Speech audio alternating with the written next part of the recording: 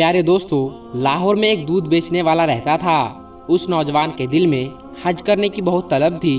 जब लोग हज करके वापस आते थे तो वो उनसे बहुत शौक और प्यार से मिलता था, उनके हाथ चूमता था। एक बार उसने हज के दिनों में लोगों से पूछना शुरू कर दिया कि हज पर कैसे जाते हैं, तो किसी ने उसे बता दिया कि हज के लिए कराची से जाते हैं और उसको स्टेशन पर भी पहुंचा दिया। अब वो स्टेशन पर लोगों से पूछने लगा कि मुझे कराची जाना है, कराची कैसे जाए।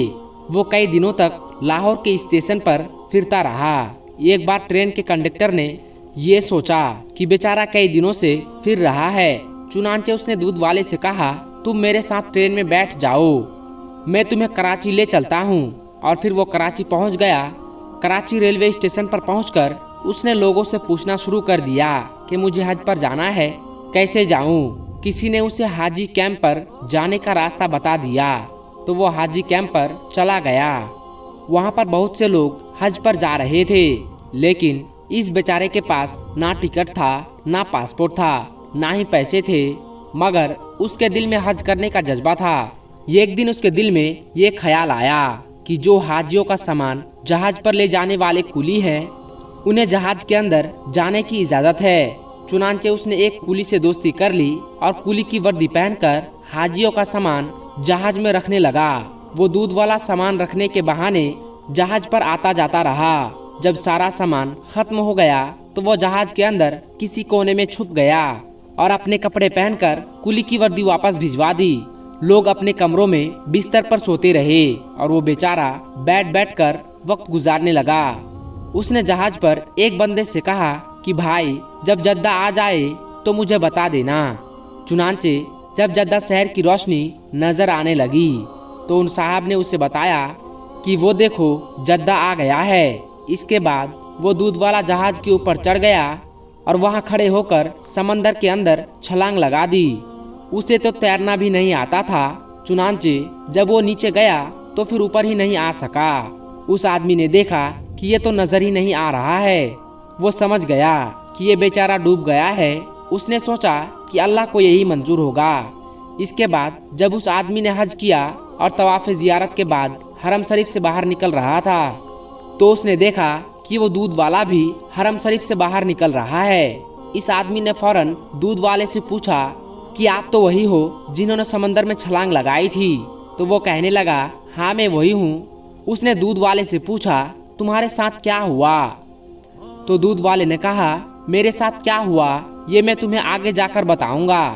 चुनांचे वो आदमी उसके साथ चल दिया। जब बाहर निकला तो देखा एक नई कार खड़ी हुई है और ड्राइवर इंतजार कर रहा है। दूध वाला कार के अंदर बैठा और साथ उस आदमी को भी बिठा लिया और एक मकान की तरफ ले गया। मकान में जाकर उस आदमी को एक जगह पर बिठा दिया और कहा, मेहमान के लिए खाने पीने की कोई चीज लेकर आओ। चुनांचे खादिम कुछ फल ले आया। उस आदमी ने हैरान होकर पूछा, भाई मुझे बताओ कि आखिर किस्सा क्या है? तो वो दूध वाला कहने लगा, मैं तुम्हें किस्सा बाद में बताऊंगा, पहले मेरी कार देखो, ये मेरी ही कार है और मकान भी मेरा है।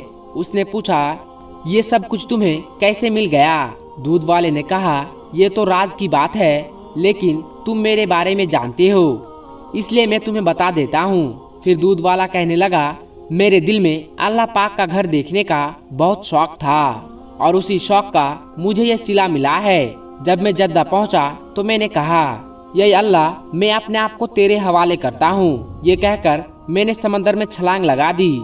मुझे तो तैरना भी नहीं आता था, बस ऐसे ही हाथ पांव मारता रहा कि लहर मुझे खुद ही धकेल कर किनारे की तरफ ले जाती रही। मेरे अंदर पानी चला गया और मेरे होश उड़ गए। मैं किनारे पर पड़ा था। जब मुझे होश आया तो सुबह तहज्जुद का वक्त था। मैंने इधर उधर देखा तो बाहर जाने के सब रास्ते बंद थे। चारों तरफ लोहे के ग्रिल लगे हुए थे, आगे दरवाजा बंद था। मैं उसी ग्रिल के पास बैठ गया।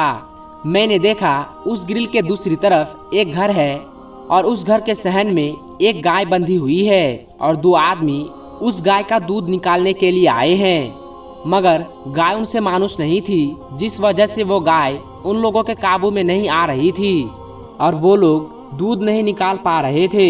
लेकिन मेरा तो काम ही यही था। जब मैंने ये मंजर देखा तो मैंने आवाज देकर अपनी तरफ मुतवज्जो किया और इशारे से कहा, इसका दूध मैं निकाल देता हूँ। वो लोग अरबी बोलते और समझते थे, इसलिए मैंने उनको इशारे से ही बता दिया कि मैं इस गाय का दूध निकाल सकता हूँ। अल्लाह की शान देखिए, जहाँ मैं बंद था वो एरिया सामने कोठी में रहने वाले सेठ के अंडर में था।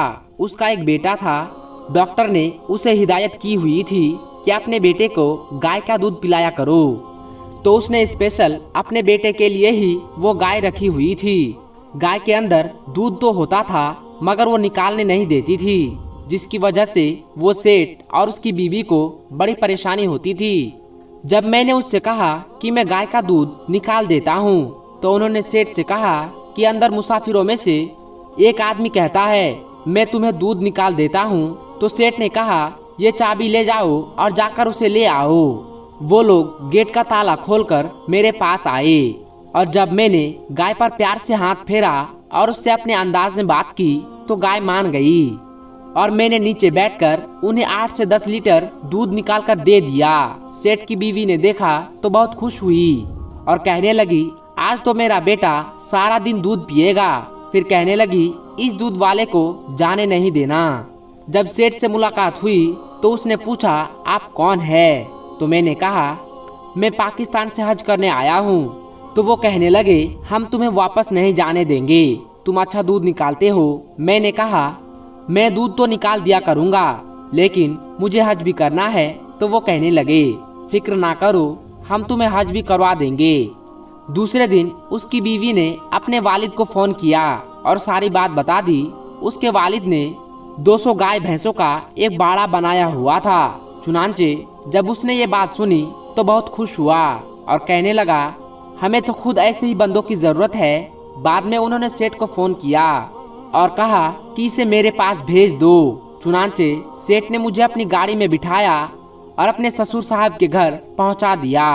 उसके ससुर ने मुझसे कहा, मैं तुम्हें यहाँ रखता हूँ, तुम्हारे जिम्मे ये काम है, तुम सुबह शाम मेरी गाय भैंसों का दूध निकाल दिया करो। जब दूध निकालने का वक्त आया तो मैंने 20 से 25 गायों का दूध मिनटों के अंदर निकाल दिया।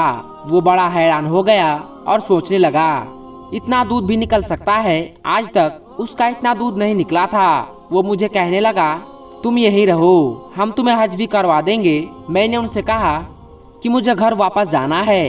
वो कहने लगे, नहीं, तुम्हें यहीं रहना है। मैंने कहा, मेरे बीवी बच्चे तो वहाँ है। उसने कहा, फिक्र ना करो, मैंने एक नया घर बनाया है, ये घर मैं तुम्हें देता हूँ और ये मेरी गाड़ी है, ये भी मैं तुम्हें तोहफे में देता हूँ। अब तुम अपनी बीवी बच्चों का नाम और एड्रेस बता दो, मैं पैगाम भेज देता हूँ और आने वाले जहाज में तुम्हारे बीवी बच्चे भी यहाँ पहुँच जाएंगे और उनके साथ एक और हज कर लेना, बल्कि हर साल हज करते रहना। अब 1 हफ्ते के बाद मेरे बीवी बच्चे मेरे पास पहुँच जाएंगे। मैंने हज भी कर लिया। ये अल्लाह पाक के घर को देखने की बरकत है। अल्लाह पाक ने मुझे दुनिया की नियामतें भी अता कर दी। अब मैं यही रहूंगा और हर साल बैतुल्लाह शरीफ का हज करूंगा। सुभान अल्लाह। दोस्तों, इस वीडियो के बारे में आपका क्या कहना है, नीचे कमेंट बॉक्स में जाकर जरूर कमेंट करें। हम मिलेंगे आपको फिर किसी नई वीडियो के साथ। तब तक के लिए अस्सलाम वालेकुम, अल्लाह हाफिज।